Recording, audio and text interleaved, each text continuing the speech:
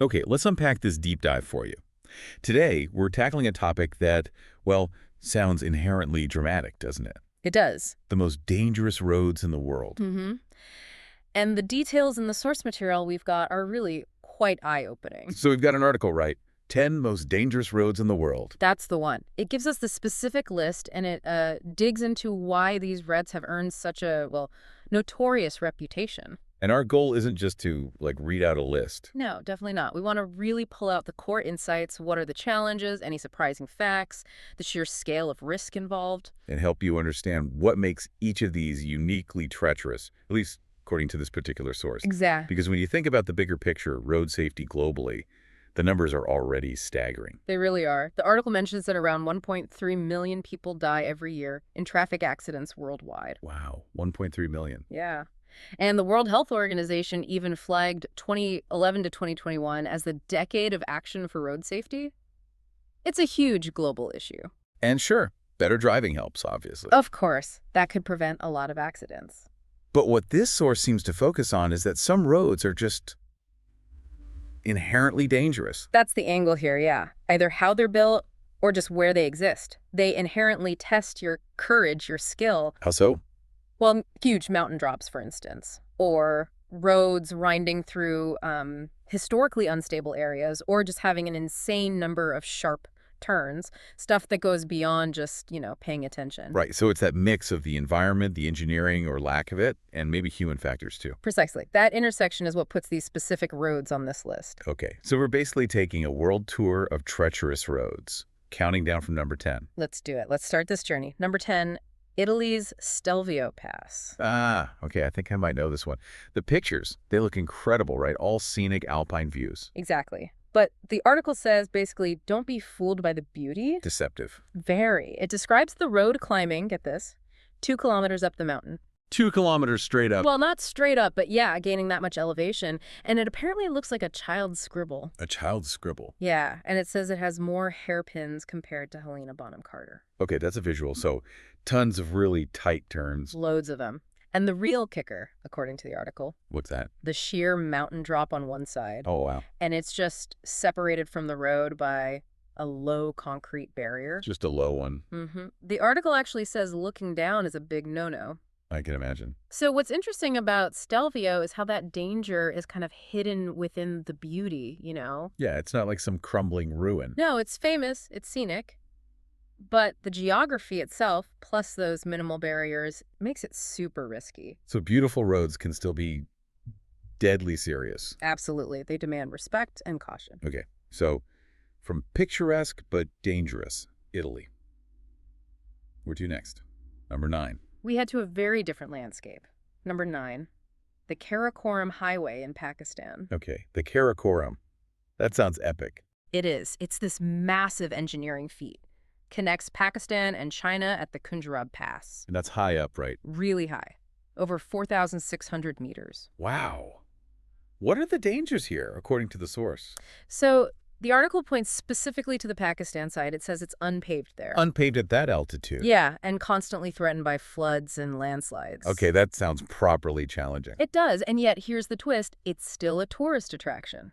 Why is that? Because it runs through these incredible gorges along the path of the old Silk Road, history and beauty. So this amazing scenery, but also really harsh conditions. That's quite a contrast. It is, especially when you find out what the article notes about its name. Which is? It was named the Friendship Highway. Friendship Highway. Okay. But the construction, it came at a terrible human cost. Oh, no. How bad? The article cites 82 Chinese workers and 810 Pakistani workers died building it. Good grief. Nearly 900 people. Yeah, mostly it says from landslides during construction. Wow. So that name, Friendship Highway,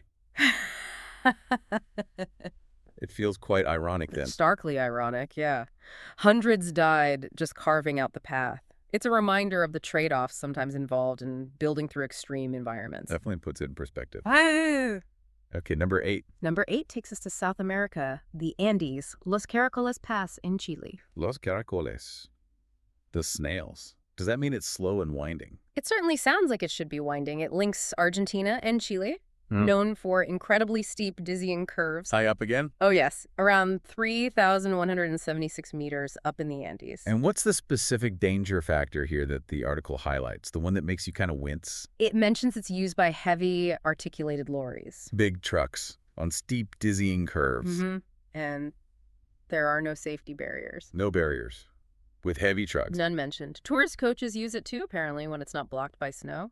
That just sounds terrifying. It really does. And if you think about the bigger picture, it shows how sometimes these absolutely vital routes for trade, for travel, they just exist with a level of accepted risk that seems, well, astounding to outsiders.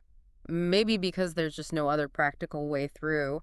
Are there alternatives mentioned? The article does say air travel or the old Transandine Railway, if it's running, are considered easier options. Right. When flying is the easier option compared to driving, you know that road must require nerves of steel. Precisely. Tells you everything you need to know. Okay, number 7. This one, the article says, is maybe a surprise. It is a bit, yeah. We're heading to the UK. The UK, on a list with Himalayan passes and Andean switchbacks. Yep. A road known locally as the Widowmaker. The Widowmaker. Okay, that's a serious nickname. Where is it? It's described as a picturesque country road near England's Peak District. Looks nice, but has a deadly name. Why? Well, the stats tell the story. The article cites 34 serious or fatal accidents in just a 2-year period, 2006 to 2008. 34 on one country road. Yeah.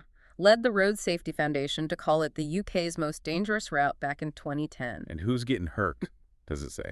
It mentions that many casualties were motorcyclists. Ah, okay. Enjoying the scenery, the ride. Exactly. And probably underestimating the danger hidden in those bends. The article mentions treacherous bends edged by stone walls, unforgiving, and steep embankments. So it's not just about the looks. The actual road design is tricky. Very. And that local nickname, Widowmaker, that really tells you something, doesn't it? Local knowledge often picks up on the real risk long before official stats confirm it. That's a good point.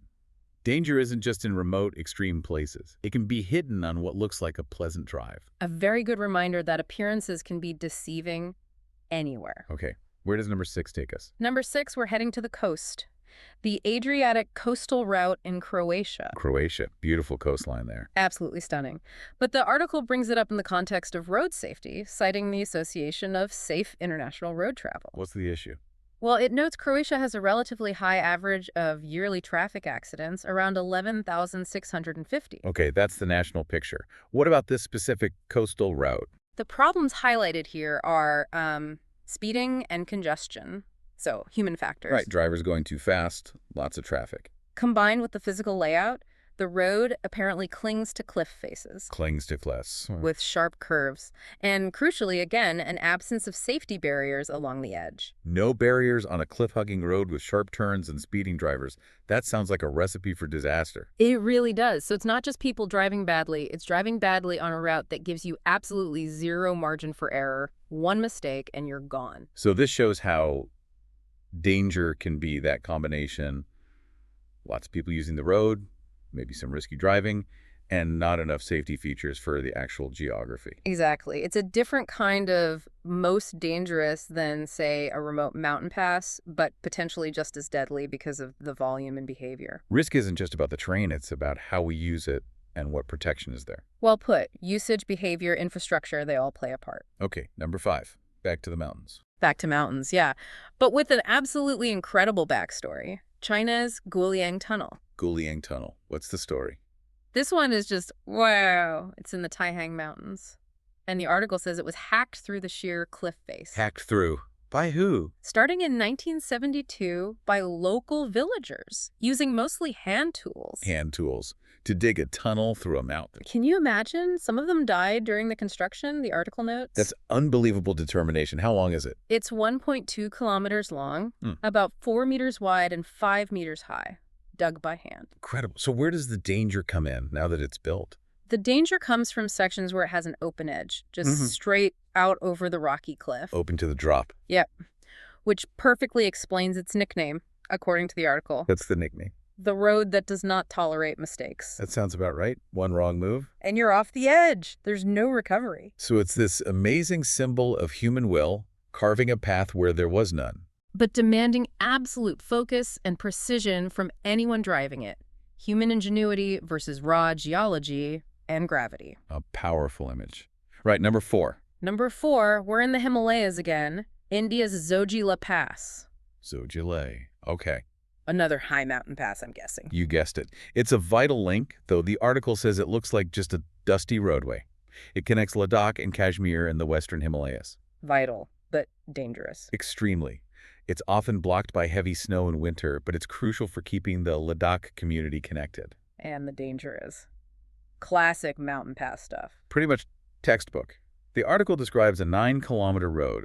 It zigzags up to 3,528 meters. That's high. Very high. And on one side, just the drop, no barrier mentioned. On the other side, a solid rock face. Claustrophobic and exposed at the same time. Exactly.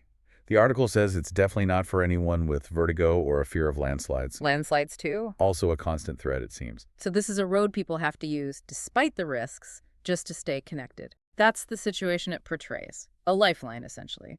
It shows how isolation can force people to navigate incredibly dangerous terrain simply out of necessity. Raises that question again, doesn't it? About the balance between needing to connect places and the inherent dangers of the environment. A really stark example of that tension. Okay, we're into the top 3. Number 3. Number 3, it's different again. Iraq's Highway of Death. Highway of Death. That sounds grim. Is this about the road itself or something else? This one, according to the article, is infamous not for its geography or construction, but because of a specific tragic historical event. Okay, what event? It's Highway 80, running from Kuwait City towards Basra in Iraq.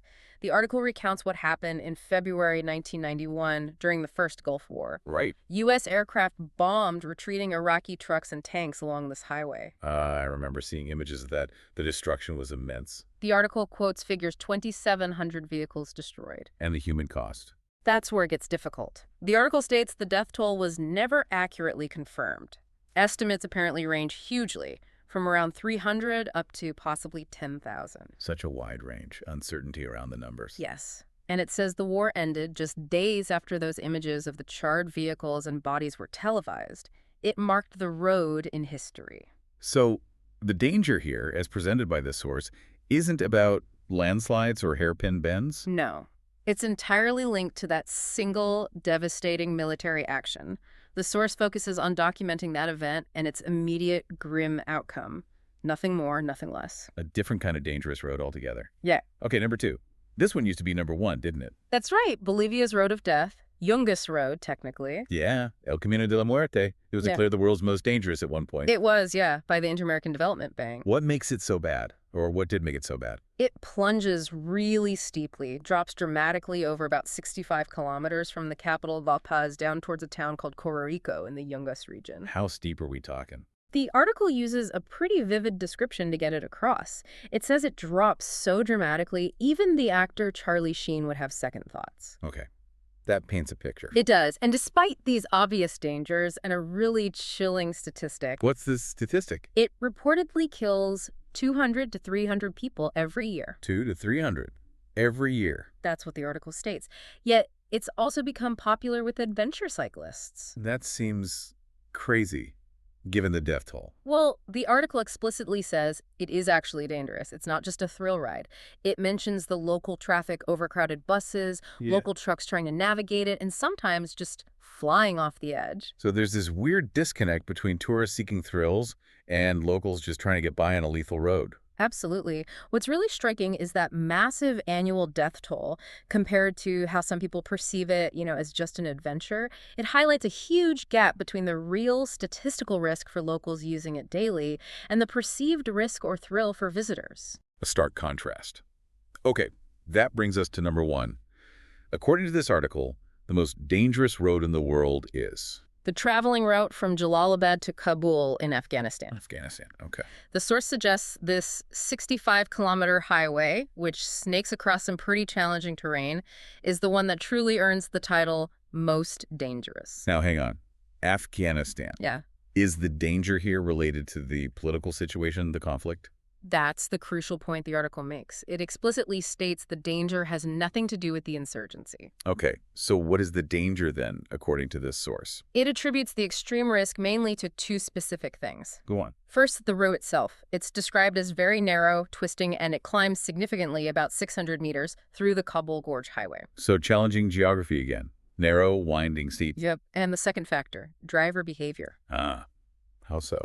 Specifically, it mentions Afghan drivers recklessly overtaking. Just general overtake. No, recklessly overtaking fully loaded haulage trucks on this narrow, twisting, difficult road. Overtaking massive trucks on a narrow mountain gorge road. That sounds suicidal.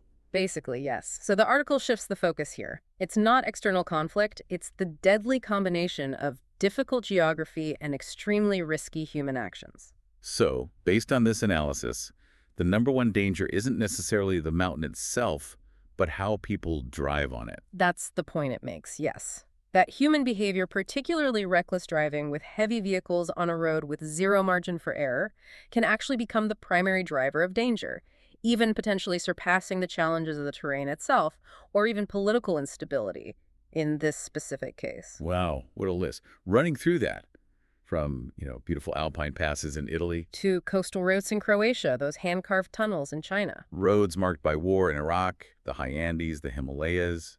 It really shows you there isn't just one way for a road to be dangerous. Not at all. It's such a complex mix. You've got the Yeah. geographical extremes, high altitudes, sheer cliffs, endless hairpin turns, Then there's the infrastructure aspect or lack of it, no barriers on paved sections. plus natural events, landslides, snow, floods. Always a factor in many of these places. And then, as we just saw, those critical human factors, yeah. speeding, congestion. And especially that reckless overtaking highlighted for the number one road. It all combines in different ways. And it makes you think back to the start, right? That huge global number, 1.3 million deaths a year. The WHO's decade of action. The idea that so many road deaths are preventable. Mm-hmm. So, considering all that, and considering these roads we've just discussed, roads that are incredibly dangerous but are still essential, still used every day, Yeah. what does their existence, their continued use, really tell you, the listener, about that fundamental balance humans strike? The balance between our absolute need to connect places and people Versus the personal risk people are willing to take, or maybe are forced to take. and the power of the environment itself, which is often just unforgiving. It goes deeper than just a list, doesn't it? It really does. Something to think about perhaps the next time you find yourself on any road, really. Anywhere in the world.